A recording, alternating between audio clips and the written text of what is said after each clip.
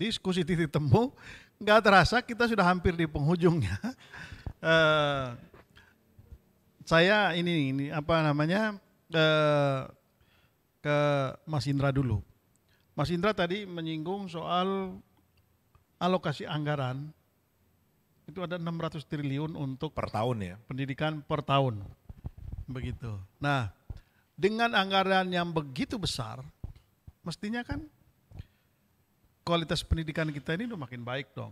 Seharusnya kan? Harusnya. Nah, terus kemana aja itu yang 600 triliun? Nah itu yang jadi pertanyaan kami ini para aktivis pendidikan kan. Karena memang secara alokasi anggaran 49,8% dari 612 triliun itu larinya bukan ke anak TK, anak PAUD, anak SD, anak SMP, SMA, atau perguruan tinggi. Jadi ada Kementerian Keuangan, Kementerian Desa, Polri, Otsus, Kemenhan gitu. Yang kita nggak tahu sebetulnya apakah memang dipakai untuk pendidikan atau tidak. Kalau di negara lain komitmen 20% untuk pendidikan ya untuk anak PAUD, anak SD, SMP, SMA sampai perguruan tinggi kan. Itu yang disebut dengan pendidikan, bukan yang lain-lain kan begitu. Nah, memang begini. Ketika dulu amandemen Undang-Undang Dasar itu, Ya. lalu kemudian memasukkan ketentuan soal 20% itu kan melalui perdebatan. Ya. Ada yang setuju itu dimasukkan, ada yang tidak setuju. Ya. Lalu kemudian ketika disetujui masuk, lalu kemudian ada perdebatan berikutnya. Ya. Apakah yang 20% itu hanya untuk Kementerian Pendidikan atau kita hanya ngomong soal pendidikan karena kementerian yang lain juga mengatakan begini, pendidikan itu tidak cuma soal sekolah. Ya. Pendidikan itu macam-macam dan kami juga menteri-menteri yang lain juga melaksanakan fungsi pendidikan gitu. Itu perdebatannya dulu. Paham. Jadi Cuman, kalau itu yang terjadi sekarang ini sebetulnya kalau saya kan kembali ke amanat konstitusinya Pak. Tadi amanat konstitusi mengatakan setiap warga negara wajib mendapatkan pendidikan dasar, SD dan SMP, dan pemerintah wajib membiayainya. Kan harusnya ini dipenuhin dulu. Baru kita bicara pendidikan yang lain-lain lah. nah memang itu belum terpenuhi. Kan tadi diskusi awal kita menunjukkan kenapa terjadi yang koruptif ini karena jumlah bangku untuk sekolah yang harusnya dibiayai oleh pemerintah tidak sesuai dengan jumlah penduduk. Tadi saya katakan 3% anak usia SD di Indonesia belum bersekolah. 20% anak usia SMP di Indonesia belum bersekolah. 40% anak usia SMA belum bersekolah. Nah, apakah mereka tidak bersekolah lebih karena keterbatasan jumlah bangku atau memang mereka yang nggak mau sekolah? Keterbatasan jumlah bangku, Pak. Itu semata-mata karena keterbatasan jumlah bangku. Yang saya katakan jumlah bangku yang dibiayai oleh negara ya. Karena itu kan kewajibannya. Kalau kita bicara plus sekolah swasta yang mereka harus bayar, cukup. Tapi kan itu bukan amanat konstitusi. Ya kan? Jadi kalau buat saya sih harusnya yang menjadi amanat konstitusi dipenuhi dulu. Baru kita bicara yang lain-lain lah kan gitu. Sekarang gimana kita bicara masih banyak anak nggak bisa sekolah, ya kan? Tapi sudah punya misalnya pelatihan yang hebat di kementerian apa kan enggak. Padahal tadi kemampuan membacanya aja lemah. Tapi kan di hampir semua negara juga begitu, Bung. Enggak. Dan tidak di semua sektor juga begitu. Maksud saya begini, di semua negara itu ada yang namanya negeri, ada yang namanya swasta. Tuh. Semua sektor. Di bidang kesehatan juga begitu, ada rumah sakit pemerintah, ada rumah sakit swasta. Ya kan begitu? Jadi kalau memang bisa dipenuhi oleh rumah sakit swasta ya nggak apa-apa toh tujuannya pelayanan kesehatan, tinggal masyarakatnya memilih. Kan pendidikan juga begitu. Sebetulnya nggak salah juga dong. Salahnya tadi Pak, salahnya adalah belum semua pendidikan dasar dibiayai oleh pemerintah. Ini kita masih bicara dari tadi, dari gedung, dari bangkunya, belum kita bicara gurunya nih. Di sekolah-sekolah negeri di daerah-daerah pelosok banyak yang nggak punya guru Pak. Gitu. Itu kan harusnya bagian dari dibiayai oleh pemerintah. Ya kan? Jadi tadi komitmen 20% itu belum dipenuhi. Itu yang pertama. Yang kedua, ini juga fakta di lapangan, karena kita nggak punya grand design. Jadi banyak sekali anggaran pendidikan itu ya kalau disebut koruptif ya bisa ke arah sana tapi nggak efisien kan gitu. Oh, karena begini, ada juga contoh. Di beberapa daerah itu banyak sekolah negeri yang nggak ada muridnya, Bung. Ya, SD. Ada SMP, ada Kalau SMA. SMP nggak ada. Ada SMP, ada SMA. Kalau SD negeri di 2 tahun terakhir, iya.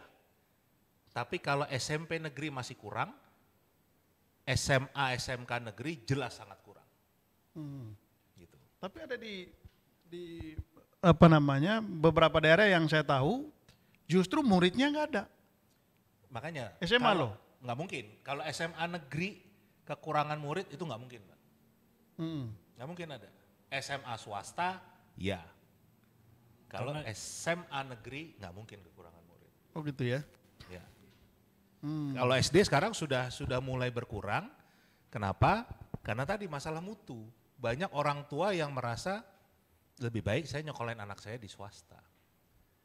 Gitu. Jadi bukan masalah. Ya itu tadi mau men-challenge tadi pemikiran Bung Indra bahwa pemerintah harus bangun sesuai dengan jumlah masyarakat kita yang membutuhkan pendidikan. Sementara di satu daerah ini katakanlah cuma ada satu sekolah negeri, sekolah swastanya yang banyak. Kan bisa juga begitu yang terjadi kan? Ya. Nah, jadi orang lebih memilih di sekolah swasta daripada sekolah negeri. Kalau dibangun sebanyak-banyaknya sekolah, justru itu yang terjadi di beberapa daerah ya. Mungkin tadi Bung bilang di level pendidikan dasar. Kan itu juga jadi masalah. Akhirnya jadi mubazir, kan? Uang negara dikeluarkan, tapi kemudian sekolahnya tidak berjalan gitu. Ya. Jadi gimana cara jalan keluarnya? Nah, kalau kita mindsetnya adalah negara harus membangun sekolah-sekolah baru, satu anggarannya nggak akan cukup, waktunya juga akan lama sekali, dan pengaturan tadi ngisi gurunya, ngisi sarana prasarana juga susah. Di negara-negara lain, Pak, ada konsep yang namanya charter school atau sekolah piagam ya bahasa Indonesianya, di mana sekolah itu milik negara, artinya siswa itu nggak ada bayaran sama sekali, dibiayai 100% oleh pemerintah, tapi pengelolanya swasta. Bisa gereja, keuskupan, ormas, itu yang berlaku. Jadi APBN kita itu juga bisa efisien. Anak diberikan akses untuk pendidikan, tapi nggak harus membangun sekolah negeri. Nah itu yang sudah berjalan di negara-negara lain. Saya nih termasuk yang mendorong dalam revisi Undang-Undang Sisdiknas itu untuk munculkan yang namanya sekolah piagam ini, charter school. Karena udah banyak sekolah yang dibangun sebelum negara ini berdiri oleh gereja, oleh ormas, oleh yang sekarang kosong, Pak. Organisasi agama ya? Iya. Iya. Oke, nah Bung Atan, ini tadi 600 triliun. Katakanlah tadi 50%-nya tidak ke pendidikan. Berarti kan ada 300 triliun. Ya. Sebetulnya dari keberpihakan sudah oke dong. Sisi anggaran. Gitu. Cuma korupsinya juga cukup besar. Apakah lebih semata-mata di situ atau ada persoalan lain menurut Bung Atan yang membuat pendidikan kita ini makin terpuruk saat ini? Ya, kalau saya lihatnya tadi ya, ada dua hal yang ini membuat pendidikan kita itu tersandra ya. Pertama tadi soal politisasi. Sektor pendidikan tidak bisa dihindarkan adalah ajang juga bagi para politisi untuk ikut berkontestasi atau menggunakan sektor pendidikan untuk kontestasi politik gitu. Nah, itu yang saya kira sekarang kita lihat fenomenanya. Yang kedua, pendidikan itu tidak dibebaskan dari birokratisasinya. Oleh karena itu cara berpikir manajer pendidikan adalah cara berpikir birokrat. Kepala sekolah itu nggak bisa dikritik oleh gurunya misalnya, karena dia adalah birokrat yang paling tinggi. Padahal ngomong pendidikan, merdeka belajar, itu juga artinya gurunya juga harus merdeka dong. Supaya di situ proses dialognya, proses berdiskusinya berjalan gitu. Karena layanan pendidikan atau layanan publik pada umumnya itu akan menjadi lebih baik apabila mekanisme check and balancesnya itu berjalan. Nah, ketika birokratisasi itu terjadi, mindsetnya ya mindset birokrat. Ini kita belum ngomong yang lain-lain tadi ya, yang sudah kita bicarakan panjang lebar. Jadi guru juga akhirnya terjebak pada kerja-kerja harian yang membuat mereka menjadi tidak kreatif untuk merancang berbagai skenario, strategi, dan pendekatan-pendekatan yang inovatif agar kualitas pendidikan juga tumbuh. Nah, oleh karena itu maka kemudian ya pendidikan kita ini ya jalan di tempat gitu. Pokoknya Senin sampai Sabtu ya, karena di beberapa daerah Sabtu itu juga masih masuk, bayangkan sudah ditambah hari Sabtu masuk, kualitasnya juga nggak naik-naik gitu ya.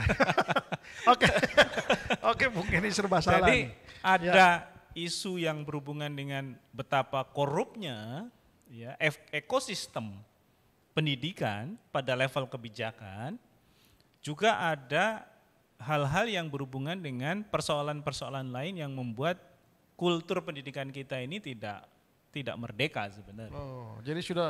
Jadi korupsinya sudah sampai ke korupsi cara berpikir juga ya. Iya. Wah, Iya, ini luar biasa. Iya. Oke, kita lanjutkan setelah break yang satu ini.